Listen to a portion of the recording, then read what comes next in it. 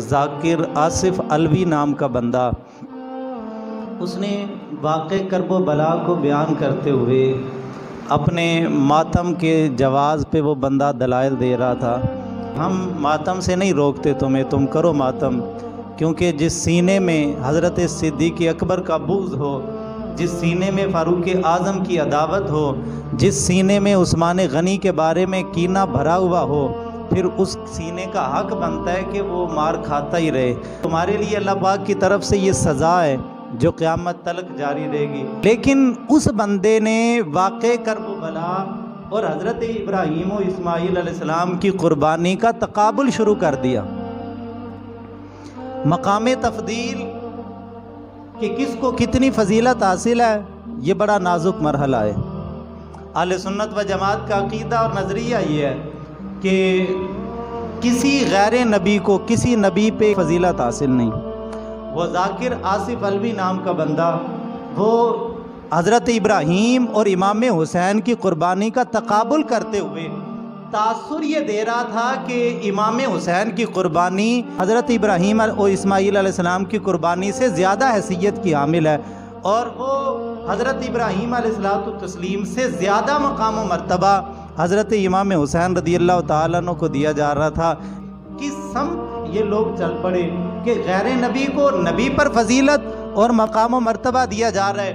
یاد رکھیں، ہم تقابل نہیں کرتے، ہماری حیثیت ہی کیا ہے کہ ہم ان پاک ہستیوں کے تقابل کرتے پھریں۔ تو جب انہوں نے یہ بات کی تو پھر ہمارا ایک سوال کرنا تو بنتا ہے، ہم ان سے یہ پوچھنے کا حق تو رکھتے ہیں، ایمانداری سے بتاؤ، ایک ہے اپنے ہاتھوں سے اپنے بیٹے کی گردن پہ چھری چلانا، اور ایک ہے یزیدیوں کی تلواروں سے اپنے بیٹوں کو ذبح کروانا۔ ان دو باتوں میں کتنا فرق ہے؟ مجھے کہنے دیں، ان دونوں باتوں میں اتنا ہی فرق ہے جتنا فرق حسین ابن علی اور حضرت ابراہیم کے درمیان ہے۔ اور دوسری بات اگر میں کرتا چلوں کہ یہی لوگ، ہمارا تو نظریہ یہ ہے کہ یہ گھرانہ وہ گھرانہ ہے کہ جس گھرانے سے صبر کی خیرات پوری دنیا میں تقسیم ہوتی ہے۔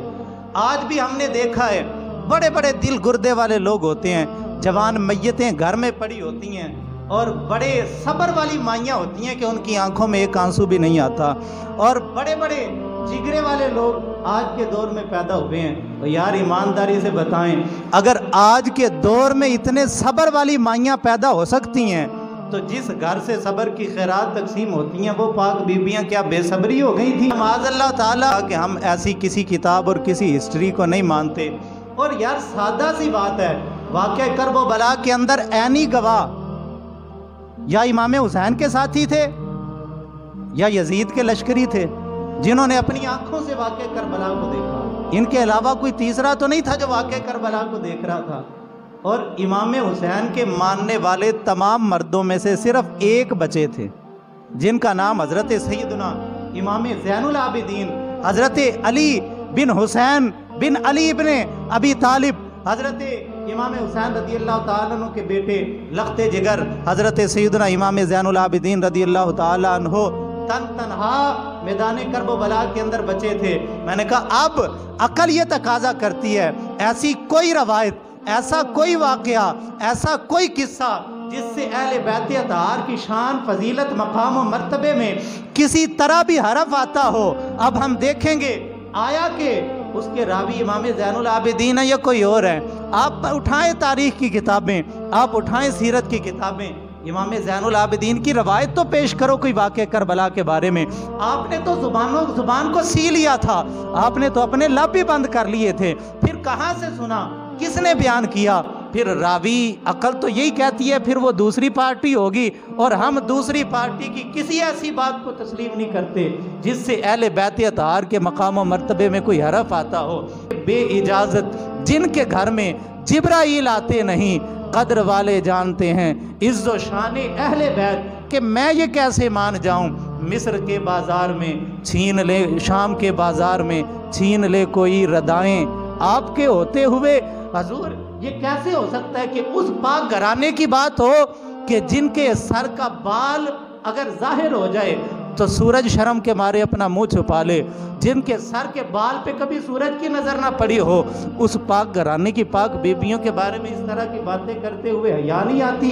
ہم تو نہیں مانتے کہ پاک بیبیوں نے کوئی گریہ کیا، کوئی بہن کیا، کوئی آہوزاری کی، کوئی ماتم کیا، لیکن تم کہتے ہو کبھی بی بی سکینہ امام حسین کے گھوڑے کے قدم پکڑ لیتی تھیں، کبھی کوئی بی بی کسی جوان کی رخصتی کے وقت اس کے گھوڑے کی لگام پکڑ لیتی تھیں۔ اب پلٹو جو ہے وہ مینا کی وادی کے اندر حضرت ابراہیم و اسماعیل کی قربانی کی طرف، دکھاؤ اماں ہاجرہ کی آنکھ میں ایک آنسو، اٹھاؤ اپنی کتابیں، اٹھاؤ ہماری کتابیں، تمام کتب گواہ ہیں، اماں ہاجرہ کی آنکھ میں ایک آنسو بھی نہیں آیا، حضرت ابراہیم کی آنکھ میں ایک آنسو بھی نہیں آیا، حضرت اسماعیل کی آنکھ میں ایک آنسو بھی نہیں آیا۔ ہم تو اس بات کے روادار ہی نہیں ہیں۔ یہ بڑا نازک مرحلہ ہے، تلوار سے تیز ہے۔